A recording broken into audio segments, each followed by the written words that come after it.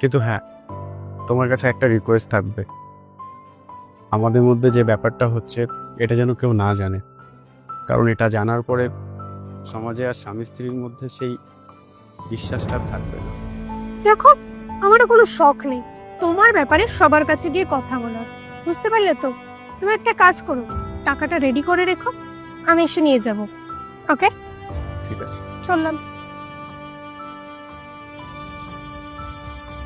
হ্যাঁ বেবি, আর আমি অ্যালুমিনের নাম করে ওর থেকে 1 কোটি টাকা হাতিয়ে নিয়েছি, আর আমি তোমার কাছে চলে আসছি।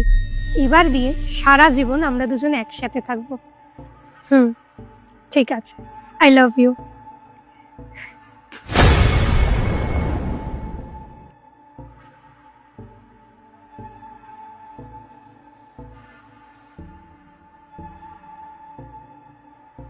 কুসুম, জ্যাকি, তুমি? কুসুম তুমি এখানে এই অবস্থাতে কেন? আমাদের ডিভোর্সের পরে অ্যালুমিনিয়ামের 1 কোটি টাকা তোমাকে আমি দিয়েছিলাম, তারপরেও তোমার এই অবস্থা কি করে হলো? আসলে তোমাকে কিভাবে বলবো বুঝতে পারছি না। ঘটনাটা হয়েছিল, আপু, এগুলো আমি কি শুনছি? তুমি 10 লাখ টাকা জোয়ায় হেরে গেছো? আরে 10 লাখ টাকা ছোট ব্যাপার নয়।